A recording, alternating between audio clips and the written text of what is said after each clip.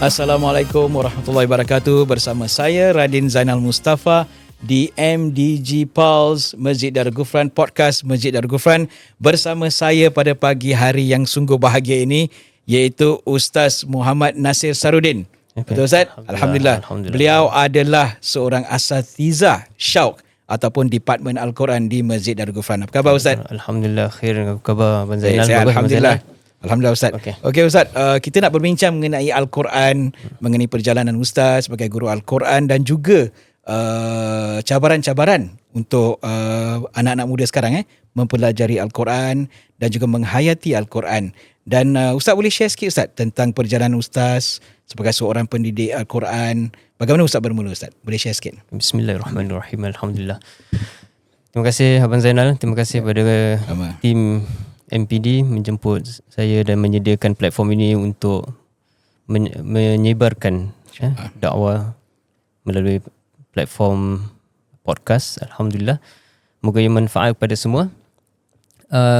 Bila cakap tentang tadi pengalaman atau perjalanan saya, terus saya terimbaskan balik ketika saya mendengar lagi. Jadi ketika saya mendengar tu, apabila saya datang ke masjid ni, bukan saya datang secara macam gitu je. Datang sebenarnya dari solat Jumaat. Lepas tu bila dijemput oleh seorang cikgu untuk datang ke masjid untuk tolong bubur. Saya rasa kali pertama tu saya ikat bubur, sampai sekarang lah saya duduk di dalam sini. Ikat bubur ikat bubur. Dari umur saya 15 tahun dan Alhamdulillah saya masih berbakti di sini. Sekarang saya berbakti sebagai seorang asatizah. Jadi saya juga datang dari sekolah menengah akademik yang biasa juga. Jadi kalau cakap perjalanan Al-Quran ni, macam mana tiba-tiba boleh terasa ni nak mengajar Al-Quran. Kalau kita tak mengajar Al-Quran, kita kena belajar Al-Quran dulu. Betul. Jadi siapa yang sebenarnya menjemput kita belajar Al-Quran sebenarnya adalah orang-orang di masjid juga. Orang-orang masjid, pakcik-pakcik dulu kalau panggil orang, "Kat mat, sini mat, sini, duduk." Kita pun duduk, betul lah. Duduk tak tahu apa-apa, duduk kan. Betul. Tapi bila kita tahun-tahun kena panggil bulan Ramadan tu, panggil duduk. Satu tahun tu, bila saya patah balik, umur saya dah lebih kurang 21 lah masa tu. Saya datang, saya tengok mana kumpulannya. Kumpulan ni tak ada pada bulan Ramadan malam. Jadi bila saya tengok tak ada tu, saya rasa macam kekosongan. Jadi saya kata tahun depan saya nak gerakkan kumpulan. Kumpulan apa tu Ustaz? Kumpulan Tadarus. Tahun berapa tu Ustaz? Itu dalam tahun 2008 gitu lebih kurang. Jadi tahun tu lah 2008 tu tak ada. Saya kata 2009 saya nak buat. Tanpa ilmu Al-Quran, bayangkan tu. Macam mana nak mulakan satu kumpulan Tadarus tapi tak ada ilmu. Tapi saya panggil juga semua berkumpul dengan saya sekali pun kita duduk belajar. Kita cuba. Siapa guru time tu kalau Ustaz dah start? Kalau saya nak cakap tak ada. Nak cakap betul-betul. Tak ada yang digelarkan guru. Tapi ada yang antara mereka yang mahir, yang boleh baca Al-Quran dengan baik. Kita macam mentor gitu Ustaz. Kita mentorship, kita cuba, kita belajar. Jadi saya masa tu baca dalam keadaan merangkak-merangkak gitu. Saya rasa kegagalan dalam diri saya. Pasal bangsa kecil-kecil pernah belajar dan saya tahu saya boleh baca Al-Quran dengan baik. Tapi kerana dah lama berpisah dengan Al-Quran, walaupun duduk di masjid tapi kita tak dekat dengan Al-Quran. Tapi itulah realitinya. Tak semestinya kita berada di masjid maknanya kita mengecapi semua ilmu kan. Jadi setelah itu yang saya mulakan saya punya journey kalau saya punya perjalanan Al-Quran. Dan dari saya tak tahu, saya tahu kalau gini macam mana saya nak menerajui kumpulan Al-Quran ni. Saya mula mencari ilmu Al-Quran di luar, saya cari di masjid. Ustaz mana saya boleh jumpa, saya tanya ni hukum apa, macam mana nak baca. Jadi semua cuba belajar. Alhamdulillah dalam setahun tu saya rasa dedikasi saya, pasal saya kata bulan Ramadan tahun 2010 tu pula, 2009 saya mulakan tanpa ilmu, 2010 saya kata saya nak kena ada ilmu. Jadi tahun 2010 tu saya dapat menerajui kumpulan tu tanpa orang-orang yang mahir dalam Al-Quran sangat. Akhirnya saya yang mula belajar dari mereka, dan imam-imam yang datang sebagai imam jemputan bulan Ramadan tu lah orang-orang yang saya banyak rujuk. Rujukan saya bertalaki dengan diorang, saya tanya. Alhamdulillah. Sehingga kan ketika itu saya dengan lagi 2 orang je yang orang muda, yang lain semua orang-orang senior citizen. Kita belajar. Jadi orang masuk, orang tengok, budak muda jaga. Itu saya rasa, tapi realitinya macam gitu tau. Kalau orang tua, dia nampak orang tua, dia segan. Tak tahu asal orang tua nampak orang muda rasa macam orang tua dapat orang tua tengok orang muda segan. Tak, orang tua nampak orang muda dia rasa macam dia boleh lagi senang dia nak berkomunikasi. Daripada orang tua ke orang tua. Betul. Dia rasa dengan orang tu mungkin kalau kita cakap mungkin ada Segan ego lah, masing-masing lah. lah. Tapi kata nampak orang muda dia cuba. Dia kata boleh datang. Jadi kita pun mungkin dari dulu kita dari masjid kita memang dibesarkan dengan banyak orang-orang syekh, mana orang tua. Jadi kita biasa bertutur dengan mereka, kita pun cuba beradab dengan mereka semua. Jadi mungkin dengan tu mereka berminat belajar Al-Quran semua. Jadi itulah kalau pengalaman Al-Quran saya. Jadi ketika saya politeknik ketika tu pun saya dah rasa memang saya sebenarnya dari bidang kejuruteraan, maknanya dari engineering elektronik semua. So I was doing well in electronics juga. At the same time bila saya tengok Al-Quran pula, saya tengok keperluan untuk mengajar Al-Quran tu sebenarnya lebih. Jadi itulah yang membuat saya selepas saya habis pelajaran saya di diploma politeknik, saya sambung dengan pelajaran Al-Quran dan alhamdulillah dapat juga peluang untuk ke negara Arab untuk belajar. Jadi saya patah balik dan saya sambung lagi belajar kat sini. Jadi kalau kita cakap pengalaman, saya rasa kalau pertama sekali tadi bila tanya perjalanan Al-Quran tu, saya rasa terdetik tu adalah bila saya bertapak di masjid. Itulah perubahan hidup saya. Walaupun umur saya walaupun baru 15, tapi sebenarnya itulah asalnya kalau kita kata bermulanya. Interestingly Ustaz, bila Ustaz share dengan saya mengenai perjalanan atau detik pertama bila Ustaz berada di masjid dan terdorong untuk Ustaz menerajui kumpulan Al-Quran, dan Ustaz pun berada di dalam politeknik dan mempunyai peluang untuk belajar dengan lebih tinggi lah, iaitu dalam peringkat diploma dan seterusnya. What makes that decision Ustaz untuk hantar rasa bahawa ini mungkin adalah peluang atau kerjaya ke, ataupun mendorong hantar untuk choose this path? Apa yang buat hantar kuat? Because it's not easy kalau antara, mungkin ada juga sahabat-sahabat kita kalau seorang ustaz tapi mereka jurusan akademik dulu, mungkin mereka ke Madinah ke Azhar ke apa kan. Tapi bila ustaz dalam Al-Quran tu sendiri, what makes you decide easily that ini adalah peluang dan juga perjalanan yang antara rasa ini yang terbaik bagi anda? Betul, seperti mana tadi saya katakan, bila saya menerajui kumpulan tu rupanya makin ramai orang yang saya dapat tahu yang sebenarnya keperluan untuk belajar Al-Quran. Jadi bila saya tengok tu, saya rasa mula bila saya tolong tu, dia mungkin apa yang Allah letakkan adalah satu sakinah, rasa kepuasan dalam hati kita. Bila kita buat, kita rasa tenang. Betul. Jadi bukan saya kata kita buat kejuruteraan tu tak rasa tenang kan, tapi lain ketenangan yang mungkin yang Allah terapkan, Allah bagi. Jadi kerana benda itulah saya rasa yang membuat saya terus, saya rasa saya nak sambung. Kerana kalau nak kata saya tak ada akademik, tak ada, saya dah cukup alhamdulillah. Kalau ketika tu zaman tu kalau kita cakap dalam 20 tahun lepas tu masih diploma tu kira. Kalau sekarang sudah jadi engineer Ustaz. Sekarang engineer saya bikin mikrofon gitu. Jadi kita Ustaz berada di sana di depan kita ni. Saya jadi back end. Tapi alhamdulillah kita tengok ilmu Al-Quran ni memang kalau kita tengok sebenarnya secara logik kalau mungkin seseorang tu dia kalau jadi seorang engineer, mungkin dia sampai satu tahap umur dan dengan keberadaan orang-orang engineer muda ni, mungkin dia dah jadi outdated, dia dah backdated, mungkin dia dah tidak keperluan lagi. Tapi kalau kita tengok orang-orang alim, orang-orang yang menghidupkan diri dengan Al-Quran, makin tua makin berisi, kita kata. Kan? Makin dicari. Jadi kita tengok kalau nak cakap, saya tak suka gunakan kerjaya lah, kerana Al-Quran ni bagi saya bukan satu kerjaya, tapi adalah satu dakwah. Jadi makin lama kita belajar, makin ramai orang mencari. Makin lama kita mengajar, lagi ramai orang mencari rupanya kan. Dan kita pun banyak improvement kita dari kita mengajar. Kita tengok berbagai golongan umur yang kita hadapi, dari budak ke sampai ke remaja sampai orang tua. Selalu bila saya ditanya, Ustaz ajar Al-Quran kat sana budak-budak ke macam mana? Saya kata semua. Macam mana ajar semua? Dia kata boleh ke ajar semua? Kita kena setkan diri kita. Bila kita ajar budak-budak, kita punya diri ni lain. Saya pun ada macam orang kata, aku tengok aku tak kenal kau macam gini, dia kata kan. Kalau kawan-kawan kan cakap pasal nampak saya dengan budak-budak macam gini, bila saya dengan remaja saya macam gini, bila saya dengan orang tua saya macam gini, kita akan berbeza. Bila kita mengajar kawan sendiri pun kita akan berbeza. Kerana macam mana kita belajar Rasulullah SAW, bila beliau berdakwah, dia akan tengok siapa target audience dia. Betul. Dan itulah dia akan sesuaikan dirinya dengan cara itu. Dan saya rasa melalui pengalaman mengajar ni, alhamdulillah dia membina diri kita juga. Betul. Yang paling penting orang kata modalnya kesabaran. Kesabaran tu. Alhamdulillah Ustaz, bila saya lihat ketekunan Ustaz dan juga keyakinan Ustaz dalam mengajar Al-Quran, teringat saya bahawa almarhum abang saya sendiri, Ustaz Zahari juga seorang yang suka mengajar Al-Quran. Dan beliau memulakan pusat pendidikan, saya tak nak mention pusat pendidikan yang beliau terajui pada masa mula-mula adalah dengan mengadakan kelas Al-Quran. Dari situ pusat pendidikan sekarang dah famous sekarang di sini. Beliau mulakan dengan pengajaran Al-Quran dan hingga sekarang pun beliau masih, masa di Johor tu, dia masih mengajar Al-Quran dengan semua peringkat umur. Jadi keberkatan Al-Quran, bagaimana beliau menghidupkan suasana dan juga penghayatan Al-Quran itu sendiri memberkati perjalanan hidup beliau hingga akhir hayatnya.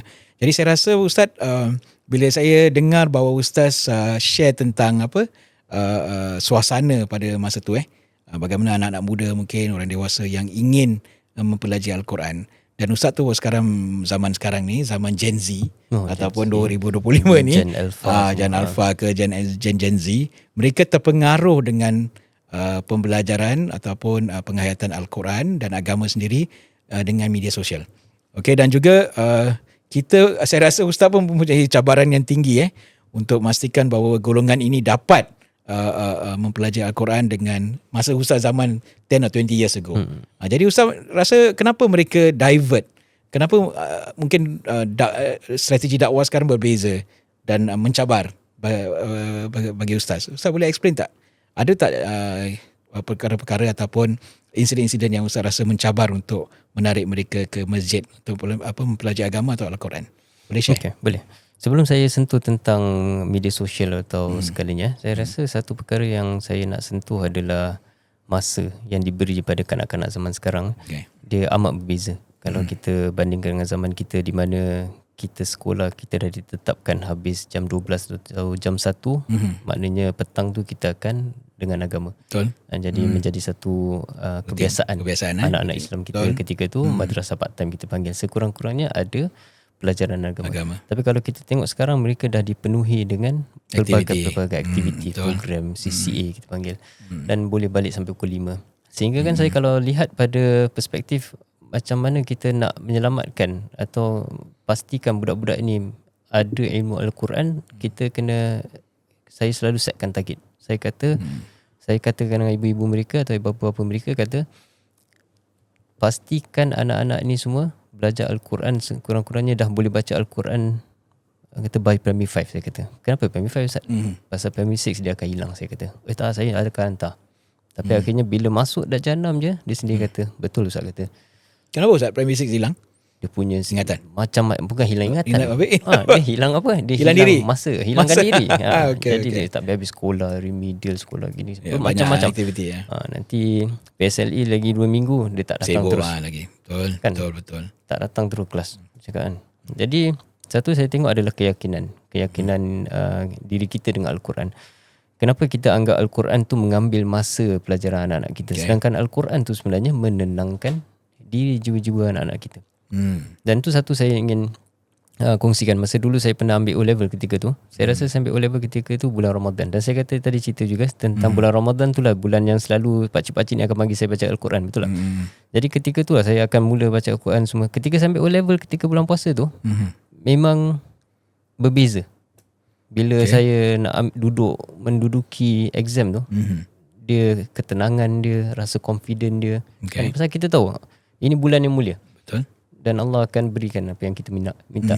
Dan alhamdulillah saya dapat keputusan yang saya tak cakap cemerlang, tapi keputusan yang saya gembira lah. Maknanya saya dapat masuk ke mana sekolah mana saya nak semua, alhamdulillah. Khusus mana saya nak semua saya dapat, alhamdulillah. Jadi kalau kita tengok Al-Quran ni, kalau kita gunakan, sebenarnya bukan hanya kita separatekan dia from the academic world, tapi dia sebenarnya part of the academic. Jadi kalau kita fahamkan pelajaran Al-Quran ni sepatutnya adalah satu pelajaran yang kita akan bawa sepanjang umur hidup kita. Kan? Jadi kalau budak pergi sekolah pun, bila dia baca, dia nak buat matematik pun, dia boleh mulakan dengan Al-Quran sebenarnya. Kan? dengan sekurang-kurangnya doa yang mudah, Rabbi shrah li sadri wa yassir li amri wahlul 'uqdatam min lisani yafqahu qawli. Dan kalau dia dapat buat macam itu, dan bila sebaik-baiknya atau sebelum dia mulakan sekolah pun adakan 10 minit pelajaran Al-Quran sekejap. Jadi dia pergi sekolah tu dengan orang kata rejuvenated, dengan very fresh. Jadi kalau bila dia ada macam gitu, insya-Allah bila dah ada dari rumah tu, kita tak bimbang dengan pengaruh kawan-kawan atau pengaruh media sosial. Pasal kita dah siapkan anak-anak kita dengan ilmu yang lengkap, cukup untuk kita hantar dia ke sana. Jadi kalau zaman-zaman sekarang ni, kalau kita kata media sosial ni, memang sehinggakan dia mengubah cara mereka bertutur. Jadi kalau saya berbual dengan budak-budak ni, kadang saya dah tak faham bahasa apa orang gunakan. Tapi kita dalam bidang dakwah ni, kita tak boleh anggap diri kita tak faham kan. Jadi kita akan belajar juga. Kita tanya apa makna perkataan ni, macam mana guna perkataan dari segi apa, Gen Z-nya, lingo semua. Kena belajar lah. Contoh Ustaz. Sigma lah, aura kan. Rasa yang lebih tu dan tahu lah. Jadi bila saya dengar, saya akan tanya. Kadang saya gurau-gurau gunakan Gen Z telo-telo ni, diorang pun ketawa-ketawa, diorang pun suka juga kadang-kadang kan. Jadi kita tak secara langsung kita menarik perhatian mereka. Betul. Jadi kita cuma kita akan cakap diorang cara penggunaan ni tak sesuai dengan diri kita, kadang saya kata. Kerana kita kena faham mana pengaruh ni datang dari. Kebanyakan datang dari barat. Dan kita cakap kita ada agama, dan sebenarnya agama kita yang lebih advance dari segi civilization, dari segi pemikiran. Kenapa kita tinggalkan ni untuk pengaruh yang kurang baik ni kan? Macam mana Ustaz explain to them that agama kita, Islam tu, lebih advance daripada kehidupan sekarang di media sosial ataupun sekarang lah, zaman sekarang. How do you explain, how you give that reasoning that ini adalah lebih penting, lebih advance agama kita daripada keadaan kehidupan mereka sekarang? How they respond to you? Pertama sekali saya suka kongsikan dari segi akademik. Saya kata macam mana kalau saya suka kongsikan tentang a little bit of the history of the Muslims, macam mana Islam zaman Nabi SAW macam mana berkembang, dan kita kata fikrah mereka, macam mana mereka berfikir jauh, dan kita tunjuk macam mana Barat sebenarnya ambil idea-idea mereka kan. Macam mana kalau kita tengok kisah Sayyidina Umar apabila dia mendatangkan fatwa untuk mengeluarkan Al-Quran. Ada seorang doktor pernah menuliskan tesis tentang 20 fatwa Sayyidina Umar. Antaranya fatwa yang pelik adalah mengeluarkan mushaf ketika itu. Kerana mushaf Al-Quran tidak pernah ditulis. Tapi kita tengok macam mana fikrah Sayyidina Umar boleh berfikir jauh macam gitu untuk umat beribu tahun. Jadi kita kata kalau macam mana sistem barat juga, kita ada 5-year planning kan, kita kata. And jadi kata sekarang ni have your teachers ever shared with you katanya your 5 years goal in life? Yes, kata pernah belajar juga kan. Smart goal. Jadi cakap smart goal semua, kita kata sebenarnya perkara-perkara ni semua dah didatangkan oleh orang Islam sendiri. Jadi apa-apa perkara-perkara yang baik sebenarnya banyak datang dari kita sendiri. Jadi kita tak perlu nak lihat jauh. Tapi kerana media sosial ni memang satu, orang kata in one click of a button je. Cepat. Kita dah dapat pengaruh yang salah. Kejap je. Jadi bila kita tengok ada satu kali ni saya cuma kongsi satu kali. Ini zaman sekarang punya ni. Diorang suka gunakan ada top Bali, dia kata. Mungkin abang Zainal pun tak pernah dengar apa benda tu kan. Kan sak ni dia kata. Apa benda ni kan. Saya pun mula saya terperanjat. Apa budak ni baca Sautu Safirul Bulbuli, saya dengar. Ini adalah syair hebat. Syair hebat. Siapa budak-budak madrasah mungkin pernah dengar pasal Sautu Safirul Bulbuli. Jadi saya tanya, cakap mana dengar benda ni? Tengah trending kan. Dia cakap trending apa ke benda? Dia kata gambar kucing tengah gini. Saya tak faham. Sini panggil. Saya panggil semua. Duduk. Saya nak cerita sikit, saya cakap. Kisah Sautu Safirul Bulbuli ni apa? Jadi saya kisahkan tentang pensyair namanya Asma'i. Kisah dia berjumpa dengan seorang khalifah yang pergi hafal syair tu. Lepas tu sampai mereka semua tak dapat pendapatan. Saya cerita panjang ni cakap, so this one is actually true story. Cakap itu boleh kita cakap. Jadi sebenarnya trend yang Sautu Safirul Bulbuli yang awak dengar ni sebenarnya dah dijadikan nasyid, dan awak dengar tu didatangkan dengan kucing tu. Sebenarnya datang kucing tu tak penting. Saya cakap yang penting tu kisah yang kisah tu. Saya cakap so you know about this? Saya cakap I don't know anything about the trend. but I know there's satu software bully lah kisah ni. Kata okay. Very interesting. Yes, Dia cakap dia share dengan mak bapak diorang. Cakap kan. I think yang menarik Ustaz, saya rasa yang paling menarik sekali bila hantar tadi sebutkan dan kongsi sama mengenai menjiwai Al-Quran dari peringkat umur yang muda. Bagaimana Al-Quran tu sendiri membentuk jiwa dan juga fikiran dan juga confident ataupun akhlak anak-anak kita sekarang. Contoh Ustaz cakap macam you can become you can go to the academic punya journey towards your life, become engineer ke lawyer ke doktor ke ataupun manager ke anything, tapi dengan kita menjiwai pembelajaran Al-Quran, mengamalkan Al-Quran, dia sendiri telah terbentuk seorang manusia yang hebat. Maksudnya you are very confident dalam jiwa kita. I think this is what is lacking of dalam community sekarang ni. Anak muda sekarang mungkin mereka sudah terpengaruh, terekspos dengan keadaan the current trend ataupun social life, media sosial atau social media, that they themselves hardly, ni macam begitu Ustaz, macam banyak dalam trend sekarang adalah banyak fake betul, fake sama ada dalam whatever trend. Jadi macam Al-Quran tu kirakan diketepikan. Diketepikan oleh kebanyakan daripada anak muda. Tapi pun ada anak muda yang suka kepada Al-Quran daripada trend tu sendiri. Betul. Sebab macam TikTok punya share yang share tentang Al-Quran, dan ada yang juga suka kepada pembelajaran Al-Quran atau penghayatan Al-Quran. Tapi esensnya tak ada. Esens maksudnya jiwanya tak ada. Betul. Kadang-kadang outer je berdebat tentang Al-Quran and everything, tapi dalam esens jiwanya tak ada. Jadi boleh tak Ustaz mungkin setelah Ustaz menganalisa atau Ustaz banyak mengadilkan camp-camp Al-Quran, Ustaz bergaul dengan mereka, apakah tips-tips Ustaz yang baik bagi mereka untuk mengikuti, which is very simple lah, tak perlu nak complicated. Bahawa jika mereka budak-budak muda sekarang amalkan, ataupun orang-orang dewasa pun yang ingin amalkan, dia akan membentuk jiwa mereka mencintai Al-Quran. Jadi adakah zaman sekarang Ustaz, in kontras sekarangnya zaman yang amat mencabar, apakah tips yang Ustaz ada? Okay. Jadi pertama sekali saya cakap tentang media sosial. Saya bukan cakap saya tak gunakan media sosial langsung, tapi saya rasa saya adalah salah satu orang muda yang saya berani menggelarkan diri saya sebagai unik. Pasal sampai sekarang saya tak pernah ada satu Facebook account, saya tak pernah ada satu Instagram account. Jadi saya hanya tahu apa yang ditrendkan melalui orang-orang keliling saya. Dengan budak-budak ke cerita baru saya tahu kan. Jadi TikTok dan semua saya tak tahu. Ustaz bukan orang pertama Ustaz. Saya ada kawan juga yang tak ada Facebook, tak ada all that. Tapi dia much more trend dia dan much more knowledgeable than me. Tapi dia tak ada. Dia banyak dengar orang sekeliling dia, cara dia memerhatikan. So without a social media account so itu yang dia punya kehebatan dia lah. Masya-Allah. Itu jadi bagi saya pun memang sebenarnya kita tidak perlu akaun-akaun media sosial hanya kerana kita nak keep up with the trend macam tadi abang kata kan. Hanya rasa ke belakang. Tapi bila kita tak ada kemahiran Al-Quran, kita tak rasa ke belakang, kita tak rasa kita tertinggal pula. Tapi ketinggalan satu trend, rasa macam kita tak faham trend ni. Habis rasa macam diri kita ni dah ni. Lepas tu some people can even go into depression just because dia rasa dia outcast. Because apa dia tak boleh keep up with the trend. I mean this perkara-perkara gini adalah perkara yang banyak merosakkan jiwa-jiwa anak-anak muda kita.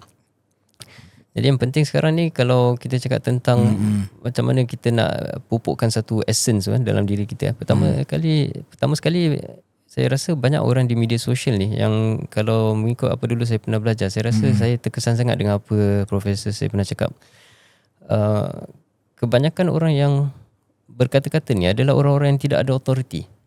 Maknanya mereka tidak ada authority dalam satu ilmu. Betul. Tapi mereka menyampaikan kerana menggunakan populariti mereka, kekacakan mereka, kecantikan mereka, kan hanya kerana mereka dah pernah berlakon satu cerita ni, nama dia dah jadi hot, jadi cakap benda dia rasa macam dia kata benar kan. Jadi sebenarnya banyak perkara-perkara yang kita tengok. Kenapa kita dengar, kalau kita gunakan media sosial, antara pilihan kita nak dengar kata-kata dari orang yang alim dengan orang-orang yang hanya popular, yes. Yang mana patut kita dengar? Itu kita kena pertimbangkan pertama sekali. Jadi kalau anak-anak muda kita ni yang terkesan dengan bacaan Al-Quran, suka bacaan Al-Quran ni, memang maknanya confirm diorang akan dengar ni bacaan-bacaan ni adalah dari imam-imam masjid-masjid yang besar. Jadi maknanya sebab tu mereka pun terpengaruh dengan berikut betul kan? Betul kan? Tapi kalau kita nak ikut dengan orang yang dia tak ada kemahiran dalam sesuatu kan. Kalau kita bandingkan sendiri je kan, cakap kalau misalnya kalau satu selebriti ni dia pun nak baca Quran, kita boleh dengar beza kan. Bacaan Al-Quran quality yang baik kan. Walaupun kalau dia tak tahu ilmu tajwid, tapi dia boleh dengar je. Sebenarnya untuk orang biasa pun, orang awam boleh dengar perbezaan. Jadi kalau kita dengar dari segi ni, pertama sekali adalah untuk cari orang yang berautoriti untuk menyampaikan sesuatu ilmu. Bukan kita kata jangan gunakan media sosial, tapi kita dengar pada orang yang betul. Jadi kalau dari situ insya-Allah kita akan dapat memupuk pemahaman yang baik, pemahaman yang betul, dan dari situ insya-Allah kita boleh ni. Jadi Ustaz, kalau Ustaz engage dengan orang-orang muda sekarang, bahawa they need to find the quality of learning Al-Quran from the right source. Dari segi guru Al-Quran yang berilmu, bertauliah, daripada trending punya learning. Kita tak dapat nafikan pun sekarang trending pun it bring to impact negatif dengan positif. Positif, betul. Positif, ada orang berubah dengan trending, saya nampak. Dan juga ada orang terpesong dengan trending. Betul. Alright? Jadi saya rasa bahawa mempelajari Al-Quran tu sekarang ni, trending dia adalah mendengar imam-imam dengan suara yang merdu dan baik, dan mereka ingin menjadi seperti imam tersebut. Betul. Okay, itu adalah satu positivity lah. Tapi bukan hanya setakat mendengar dengan listen lepas tu dah habis gitu dah. Tapi jiwa mereka untuk mempelajari Al-Quran dengan ikhlas, dengan menginginkan sesuatu yang baik dalam jiwa dan diri mereka.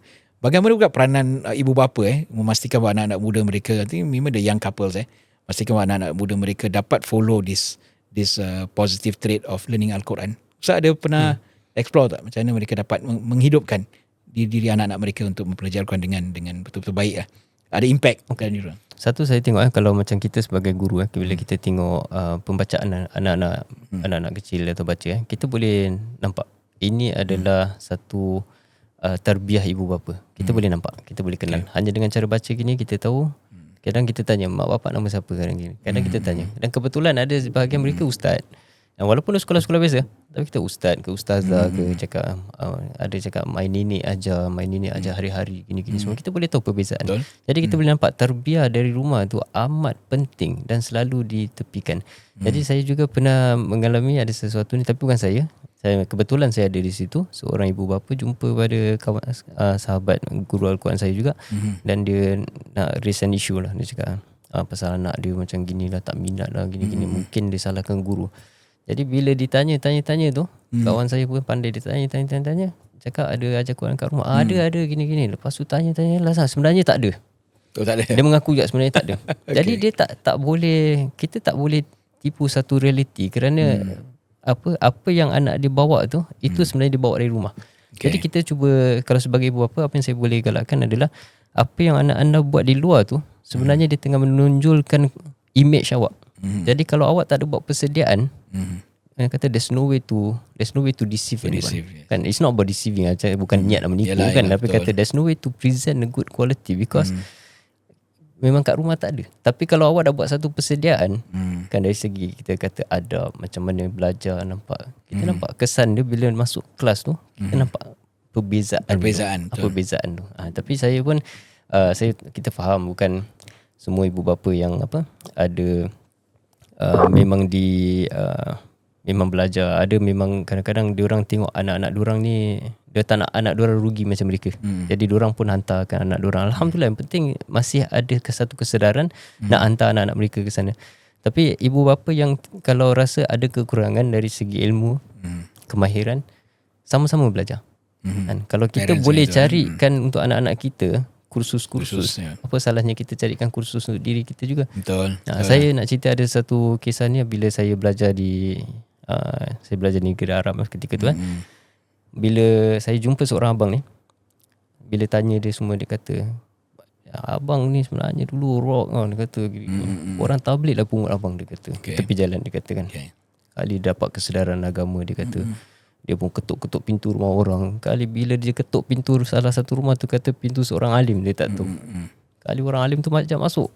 Kali tu anta pernah baca kitab ni? Kali dia tengok, alamak aku tak tahu satu benda pasal bahasa Arab, dia kata. Jadi kata dia nak kena naikkan pertingkatkan diri. Pergi Malaysia, dia belajar di sana. Bawa anak-anak semua pergi sana.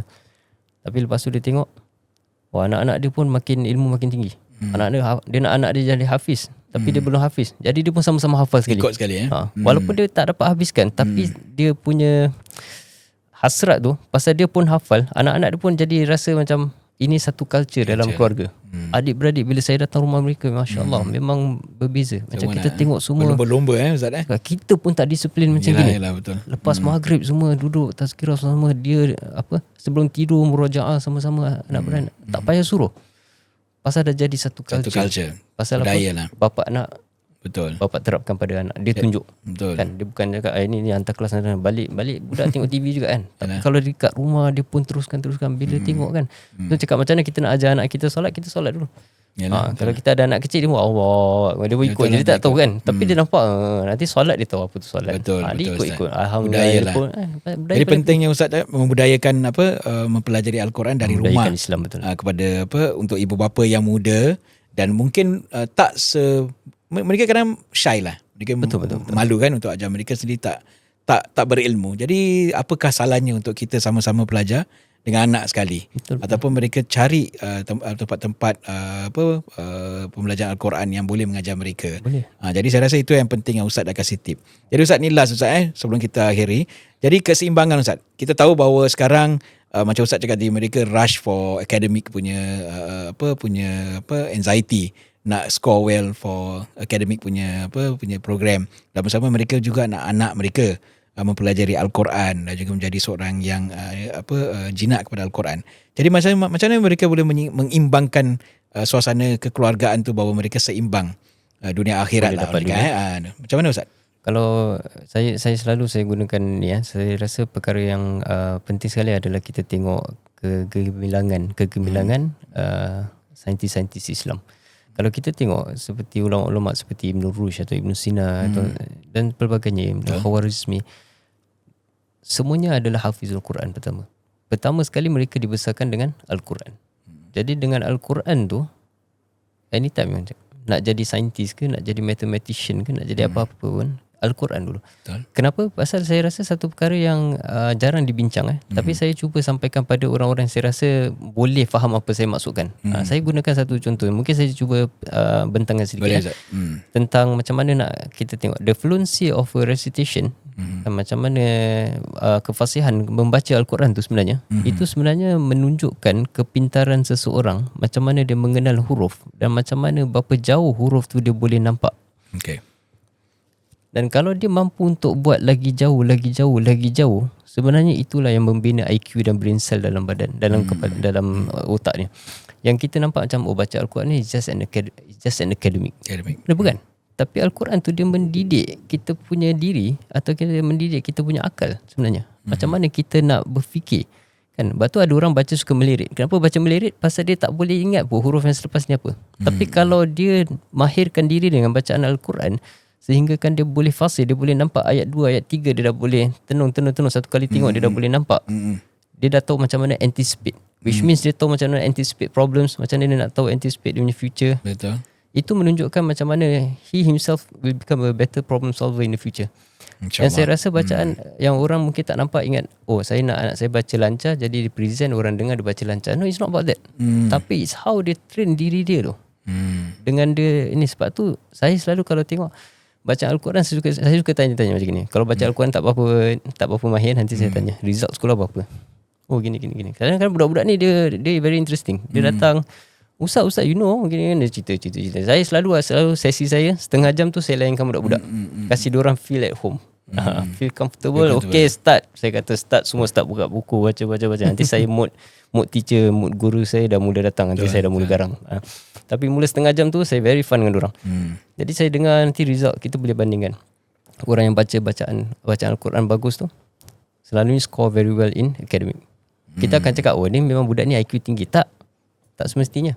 Ada yang sekolah bagus, baca Quran pun tak berapa bagus. Tapi bila kita tanya result dia pun kira not really there. Tapi kalau kita improvekan Al-Quran dia akan improve dia punya result academic. Betul. Bukan pasal Al-Quran ada ajar macam mana nak buat problem equation, tak. Betul. Dia tak ada ajar graph ke apa, dia tak ada ajar apa. Tapi dia mendidikkan akal dia untuk berfikir. Dia train kan. Jadi kalau kita buat banyak sesi hafalan semua, budak-budak ni akan jadi ada jiwa mereka tenang. Lepas tu diorang akan jadi dapat IQ yang lebih baik. Jadi macam mana nak train IQ? Al-Quran. Teringat saya Ustaz, ada seorang ustaz yang Sohor almarhum. Dia pernah kata bahawa jika kamu nak pilih dunia, nak cari dunia, carilah akhirat. Betul. Allah akan berikan dunia. Jadi kalau macam ustaz tengok gini, saya rasa bahawa jika seorang anak tu dia mahir atau fasih atau cinta kepada Al-Quran, insya-Allah dia punya akademik will actually flourish as well. Itu yang bagus. Okay, Ustaz, kita tahu tentang keberkatan Al-Quran, the powerful of Al-Quran, bagaimana Al-Quran itu diturunkan oleh Allah SWT untuk membentuk jiwa kita, untuk mengarungi cabaran-cabaran hidup di dunia ini, dan juga memberi kita ilmu yang bermanfaat. Jadi ada satu surah Ustaz yang Ustaz boleh share sebelum kita tutupkan podcast ini untuk hantar baca dan juga mudah share. Yang simple Ustaz, yang Ustaz. A'udzubillahi minasyaitonirrajim. Walaqad yassarnal Qur'ana lidzikri fahal mim muddakir. Saya rasa itu ayat yang paling mudah untuk kita dapatkan satu perangsang. Jadi Al-Quran tu Allah telah ciptakan, Allah telah menyenangkan Al-Quran tu untuk kita berfikir. Tidakkah kau berfikir? Allah kata balik, kenapa tidak kau berfikir kan? Jadi kalau kita ingat je Al-Quran tu sebenarnya dia, kalau kita tak bersama dia tak ada dengan kita. Itu je lah. Jadi sama juga kalau konsep, kalau kita tak spend time dengan dia tak ada dengan kita. Sama juga konsep yang kita boleh gunakan sebagai ibu bapa, kalau kita tak bersama dia tak bersama kita kan. Jadi kalau kita ambil satu pemahaman, saya dah besarkan anak, saya ada maid kat rumah, dia hantar ni, saya dah hantar semua kelas, tak, awak tak bersama dengan dia, kena ingat macam gitu. Kalau awak tak bersama dengan dia tak ada bersama awak. Kalau awak tak bersama Al-Quran, Al-Quran tidak bersama dengan awak. Jadi saya rasa pertama sekali kita kena ingat kalau Al-Quran tu sebenarnya dah dimudahkan untuk ingat. Tak susah untuk kita dekat dengan dia. Kecuali diri kita yang nak menjauhkan diri dari dia. Itu je saya rasa yang saya boleh kongsikan lah. Dan lagi satu, kalau kita rasa susah untuk kita nak dekat Al-Quran, tapi kita suka berjalan kan? Cubalah berjalan ke tempat-tempat yang baik. Itu saya kata. Kalau kata-kata Imam Al-Ghazali menyatakan, macam mana kita nak jadi baik? Pergi ke tempat baik, pakai pakaian baik, berjumpa dengan orang yang baik. Jadi kalau kita ni, saya rasa macam untuk diri saya pun, lagi masa kita tengah mendengar, kalau saya ingat lagi zaman sekolah saya tu zaman semua tengah tindik, tengah mengguna tengah gangsterism, tengah tattoo belum lagi berluasa sangat tapi kirakan kalau tabiat-tabiat buruk tu banyak lah masa tu kita nampak. Tapi kalau tak kerana saya dah sampai ke tempat yang baik ni, Allah memang dah tetapkan untuk saya datang ke masjid. Dan saya pun rasa boleh bezakan. Bila saya campur budak-budak ni, hati saya tak tenang. Bila saya datang ke masjid, hati saya tenang. Baik, kerana bercampur dengan orang-orang yang baik ini, Alhamdulillah, itu saya kata perjalanan saya sampai ke sini. Lagi-lagi dengan doa ibu bapa semua, memberi perangsang untuk teruskan apa-apa saya buat ni, Alhamdulillah. Jadi dan macam sekarang lah, macam dengar dorongan isteri semua dengan keluarga semua, Alhamdulillah, memberikan banyak kata-kata haluan semua untuk saya teruskan. Dan sekarang ni saya berada di sini, dan saya rasa jangan limitkan diri. Kalau kita dah seorang engineer, maknanya saya, macam kalau misalnya kerja saya seorang engineer, saya kerja saya engineering. Tak, berapa banyak engineer juga yang masih boleh mengajar Al-Quran. Dan kita ada juga di dalam ARS list kita yang mana mereka sebenarnya kerja-kerja kejayaan lain biasa, tapi ada ARS punya cert juga, masih mengajar part time lagi. Betul. Kan? Kenapa dia nak ajar part time? Kalau kerana duit, dia tidak perlu duit kan. Tapi dia mengajar kerana passion kan. Jadi kita masih boleh buat. Jadi kalau kita sebagai umat Islam semua sama-sama, ramai-ramai, kita boleh bantu yang ada ilmu walaupun sedikit pun, tapi mula kongsi kan. Kita terapkan. Tak dapat kongsi jauh dengan anak-anak kita, dengan keluarga kita cuba. Dan Alhamdulillah kita akan dapat masyarakat yang gemilang, cemerlang. Bagus Ustaz, satu penutup dengan surah yang baik. Bila saya tertarik sekali Ustaz mengenai kebersamaan lah. Maksudnya kalau kita tidak bersama Al-Quran mungkin tak akan bersama kita lah. Jadi saya pun teringat juga, malam ni saya fikir dalam otak ni, malam ni aku nak start balik ngaji dengan anak-anak saya. Sebab memang anak-anak saya dengan saya dulu memang suka mengaji lepas maghrib. Tapi trend tu stop sekejap, bapak sibuk ke apa kan. Jadi saya rasa macam terusik dalam kalbu saya bahawa ustaz cakap mengenai ni. Dan sedih juga sebab memang kadang-kadang bila kita tinggalkan Al-Quran tu, ibaratkan rumah kita tu, cahaya dan nur tu kurang Ustaz. Ya, betul Ustaz. Jadi saya rasa itu adalah satu teguran dari Allah untuk saya sekeluarga untuk teruskan amalan yang baik ni. Okay, Alhamdulillah. Terima kasih Ustaz Muhammad Nasir Sarudin, Asatidzah Syauq, dengan berkongsi sama mengenai Al-Quran itu sendiri, bagaimana beliau bermula belajar dan mengajar Al-Quran, dan juga tips-tips beliau untuk anak-anak muda sekarang dan juga ibu bapa. Alhamdulillah. Bagi mereka yang ingin berderma kepada Darul Ghufran, sila ke darulghufran.org untuk anda melakukan derma kepada Masjid Darul Ghufran, dan juga untuk anda ke MDG Pulse, cakap terus terang bersama kami di Spotify dan YouTube ya. InsyaAllah. Sekian Ustaz. Terima kasih Ustaz. Assalamualaikum warahmatullahi wabarakatuh. Terima kasih banyak.